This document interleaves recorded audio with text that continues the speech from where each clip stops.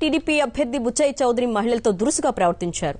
నియోజకవర్గం 27వ డివిజన్లో ప్రచారం నిర్వహిస్తున్న కొందరు మహిళలు నిలదీసినప్పుడు ఒక మహిళను చెప్పుతో కొడతారని అనుచిత వ్యాఖ్యలు చేశారు. దీంతో సదరు మహిళతో పాటు మిగిలిన వాళ్లందరూ బుచ్చయ్య తీరుపై తీవ్రస్థాయిలో విరుచుకుపడ్డారు. మహిళల పట్ల ఇలాగే మాట్లాడతారా అంటూ ఆందోళనకు దిగారు. మిగిలిన టీడీపీ కార్యకర్తలు నచ్చజెప్పినా వినని మహిళలు బుచ్చయ్య చౌదరిపై రాజమండ్రి 2 టౌన్ పోలీస్ స్టేషన్లో ఫిర్యాదు చేశారు.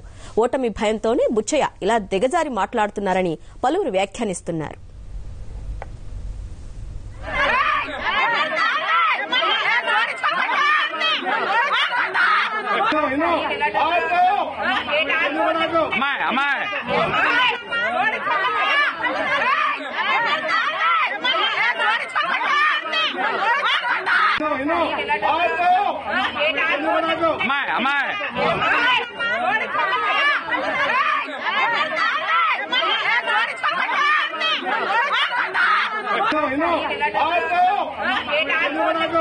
Am I?